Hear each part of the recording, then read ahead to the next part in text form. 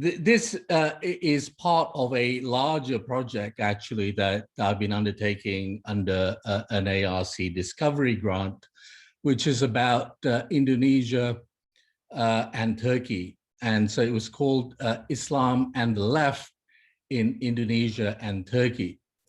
Now, as you know, it's extremely difficult to do any research now under the COVID situation.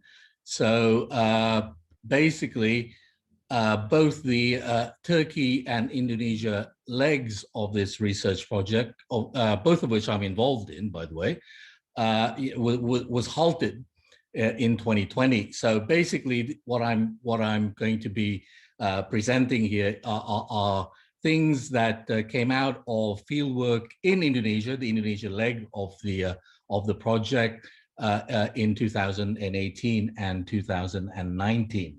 Okay, now, so what is it that I wanted to do with this project? Well, one of the things that sort of developed out of my ongoing interest in the subject called Islamic populism, which is the subject of a book I wrote a few years ago, is the question as to why and how is it possible that the lexicon of Islamic politics can be mainstreamed without the forces of Islamic politics ever, A, gaining state power, B, ever achieving hegemonic status in the Gramscian sense.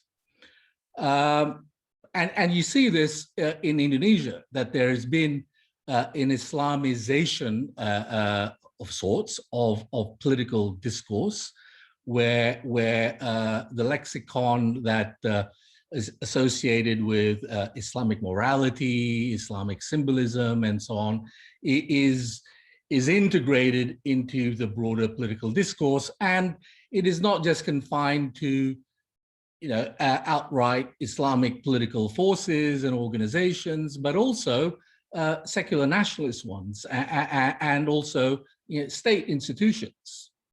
And how does this happen without Islam winning in the way that they had in Turkey, for example, with the AKP winning state power and dominating state power for the last 20 years, and really without achieving hegemonic status as well, as I'll explain later on. So that's the problem that I started out with here, and actually that's sort of the intellectual way of putting it, but the more personal way of putting it, it was this.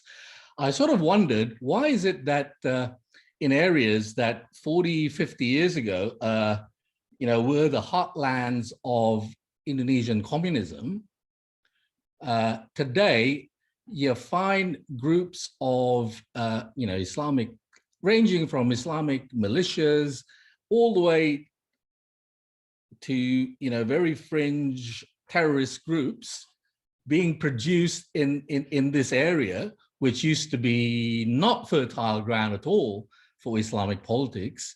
And why in these areas now you have the common sight of special Indonesian police forces hunting down terrorists in these areas that used to be communist and very, very, sort of hostile to Islamic politics. So, on a personal level, that was what was interesting to me. I kept reading newspaper articles about this terrorist being shot in this village, found in this town, and so on. And I know the histories of these places. 40, 50 years ago, they wouldn't be there. They would be somewhere else.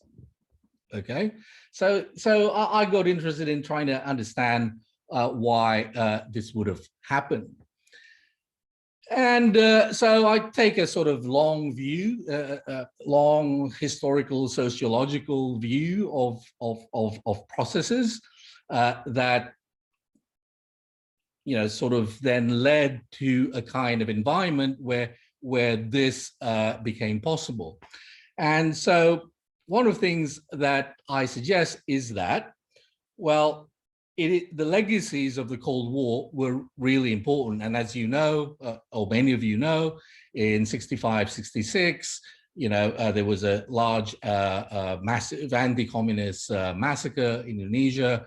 About 1 million people died, thousands, hundreds of thousands of people were arrested, exiled, and so on, never heard from again. And that is, sort of a national trauma. Of course, that is important, the demise of the left in a way that was very dramatic. Remember that the Indonesian Communist Party was the third largest communist party in the world in 1965, and it was the largest non-ruling communist party in the world, right? And now, since 1965, there is no such thing as a communist party in Indonesia. And in fact, everything having to do with Marxist, Marxist-Leninist ideology, thinking, and so on, remains banned. All right, so it's a huge, dramatic change, a huge historical rupture there, right? So that's an obvious answer, right, or obvious part of the answer. But I think the timing historically of this is also important, and that is that the left, as represented most prominently by the Indonesian Communist Party, was destroyed right before the onset of rapid economic transformations in Indonesia, which had to do with the establishment of the new order of Suharto, which emerged after the destruction of communism in Indonesia. So this was an authoritarian, sort of military-dominated, well, the military had a big part in it, a regime that was, very authoritarian, very anti-communist, etc. And at the same time, though, it was very, very successful in undertaking, capitalist industrialization. Okay, so what you get really is that in these areas that used to be, communist strongholds and so on, that used to be very rural, very, peasant-based and so on, the physical and social landscapes of these places are just completely different. And that struck me as being very important. And I wasn't around, well, I was alive, but I wasn't around in 65, 66. But I did visit these places in the 70s and 80s and so on. And they were still sort of, rural, semi-rural. And now I would describe all these places as being at least peri-urban, if not urbanized, right? So the physical landscape is different. There are roads everywhere. Communications are easy. Public transportation, trains, buses, and so on, which means that, people shift around, go from the villages to the cities. And actually, in terms of mindset, there isn't a lot of difference really between what the Indonesian government classifies as rural Java and urban Java, okay, in terms of the mindsets of people who live in these areas. So, yeah, the physical landscape has changed, and the other thing that you see immediately, the difference between, and I experienced this transformation during my lifetime, is that in the 80s, the symbols of Islamic piety were not all around Central Java, right? The areas, I'm talking about the areas around the aristocratic cities of Solo and Yogyakarta. I mean, these were quintessentially what Indonesians call kejawen or abangan culture. And that is the sort of syncretic Javanese, culture where there's a bit of Islam, there's a bit of pre-Islam, there's all sorts of things, put together. And this was where the constituency of the Indonesian Communist Party. But if you go to these places now, what you see is women wearing the hijab, which you didn't see in 1982, 1983, 84 in these areas. There are pesantren. Pesantren are Islamic educational institutions with boarding schools. left and right there in the main roads of central Java, you'll see, this pesantren, that's some of them being Salafi pesantrens, others, NU, Nahdlatul Ulama, which is sort of more, sort of Javanese Islam. But really, there was none of that just 40 years ago, so within my lifetime, right? And I think this has to do with the broad sociological changes that have occurred since the Cold War up to this period. Now, so I said that I undertook field work, and so the field work was undertaken in exactly these areas, the heartlands of Javanese culture, where it, 40 or 50 years ago, people like Clifford Geertz would probably have thought, apart from sort of particular parts of Yogyakarta, where you had sort of small merchants and so on, particular parts of the city of Solo, we had small merchants, you would not have Islamic politics being very, very strong, okay? So, and to just give you some examples of these places that I went to, I'll just talk about 3 localities here, okay? Because, we started late and I'd like to have some time for discussion. So 3 localities. One is Ngruki. Ngruki is in Sukoharjo, just outside of this aristocratic city of Solo, right? 60 years ago, it was a stronghold of communism and radical nationalism, right? It was very, very rural, sparsely populated, etc. What is Ngruki internationally famous for now? It is the site of the Al-Mu'min Pesantren, which gave rise to the Jamaah Islamiyah, the terrorist group that was behind the Bali bombings, and which have splintered now into various organizations, some of which have declared allegiance to Islamic State.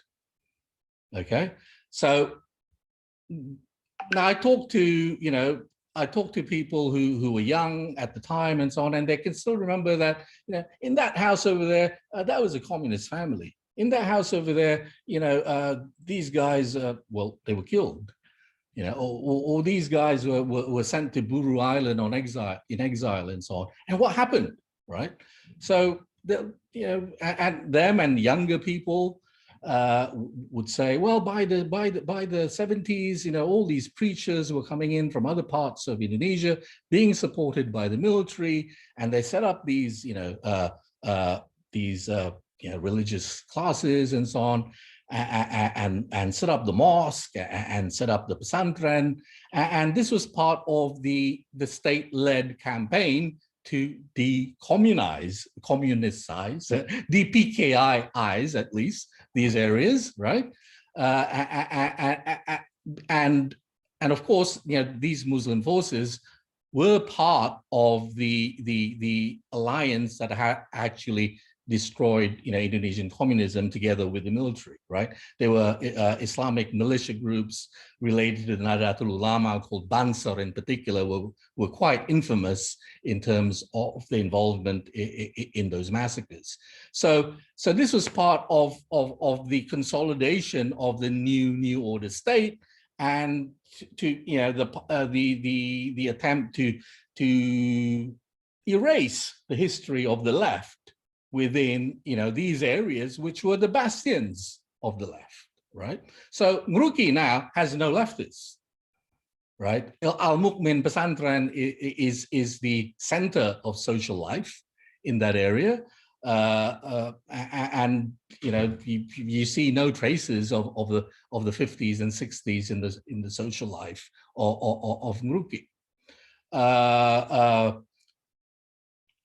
Another place I visited is a place called Joko Karyan, which is a locality just on the outskirts of Yogyakarta, which is another aristocratic city. And they have an interesting history, because Jogo Karyan in Javanese actually means the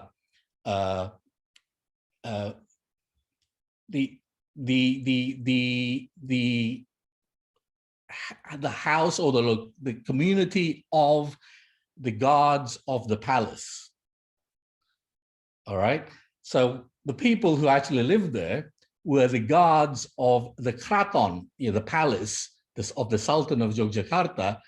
And in the 1940s and the 1950s, when there was a rationalization of the Indonesian state and armed forces and so on, they lost their jobs, right? And what did they do? They became factory workers. They became factory workers working for, sort of small, medium batik producers in those areas who were culturally Muslim and connected to these Muslim organizations that I mentioned earlier. So the beginnings of class conflict, so to speak, you could already see happening in the 50s and 60s in these areas. Now, in 65, 66, Jogokarian was a place where Indonesian special forces specifically came under the leadership of Sarwo Edi, who was one of the most notorious New Order generals, and well, they cleaned up the place, right? So a lot of these guys then were killed or went over to Buru Island or various other places where they were detained for 15 years or so without trial and so on. Some of them came back, I've seen, and then, of course, they have families there. Their families, in order to survive and not be, called communist, had to adopt a religion. So, a lot of them adopted Islam, right? Because all of these preachers and so on were also coming in at the time, and there were also sort of social services being provided to families who would otherwise have been, destitute. So they became Muslim. And if these guys coming back from Buru Island, maybe are just nominally Muslim, right? Their children and their grandchildren, especially, are seriously Muslim now. So if their parents had become Muslim as a means of survival, their grandkids, are much more serious about it, and don't know much about the histories of their families. So, but another thing that happened though is that the batik industry then went into decline in Indonesia, at least as represented by these sorts of characters, because then larger scale Chinese capitalists encroached in these areas and in these areas of industry and became more dominant. And therefore, Jogokarian, up to now, became a source of dissent against the secular national state, whether it was the new order of Suharto, which was authoritarian, or the democratic regime that you have now. Right, because they feel that they've been marginalized, whether it was before 65, under the new order, and after the new order.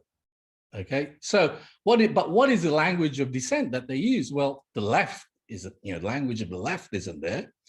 Liberalism was never strong in Indonesia because it was associated with colonial capitalism.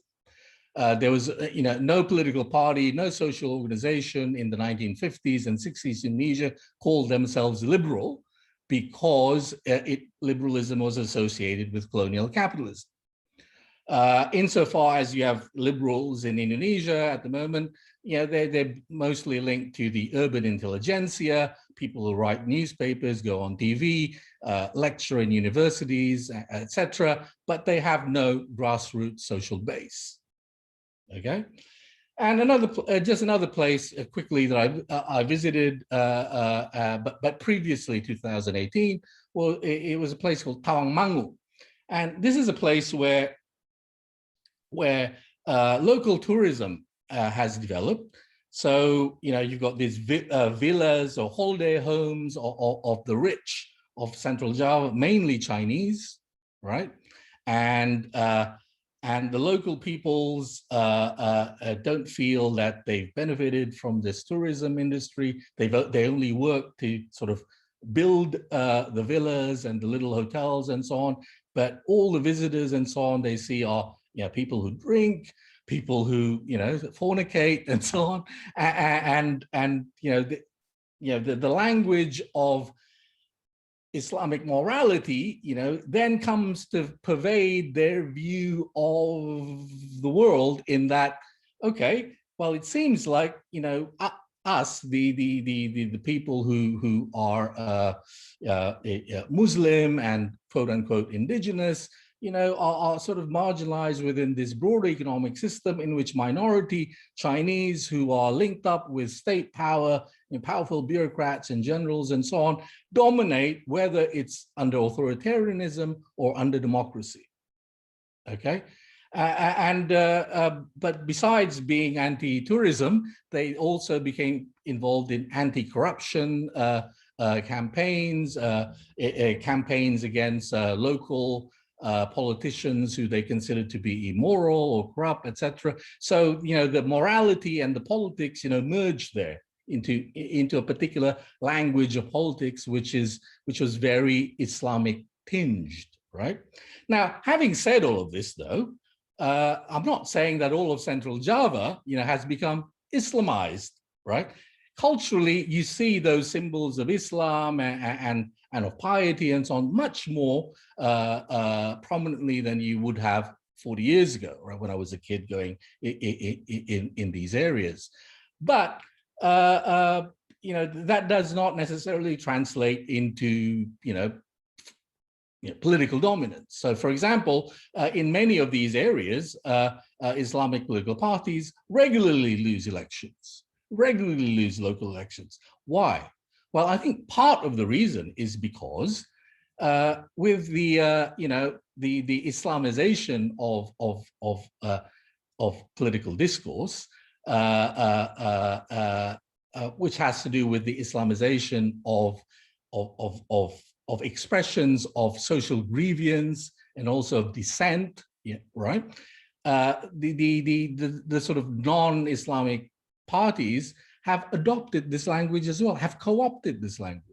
So you've got parties like Golkar, which was the state party under the New Order, the PDIP under Megawati Sukarnoputri, which was who are the heirs of the Sukarnoist tradition, speaking the language of Islam as well when convenient. So there are these things called local edicts in Indonesia, which are often based on selective readings of Sharia, and these are not always enacted by local governments that are run by Muslim parties, but by the PDIP, and Golkar.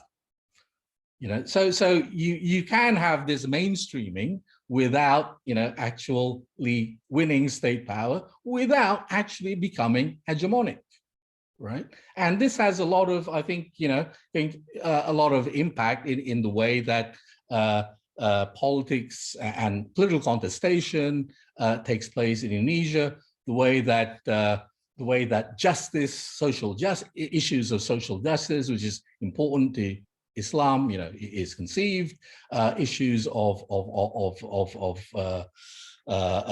having to do with resistance, how these are to be understood and how these are to be implemented, and without actually Islam, reaching that position of hegemony from a Gramscian sense. So, from this point of view, what in terms of theory, what I think might be important from these observations is that you can have situations which are very different from, for example, Islamization, where Islamic forces control the state and have a hegemony over the ideological spaces, right?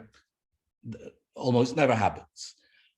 Second, you might have a situation which is completely different as well from that envisaged by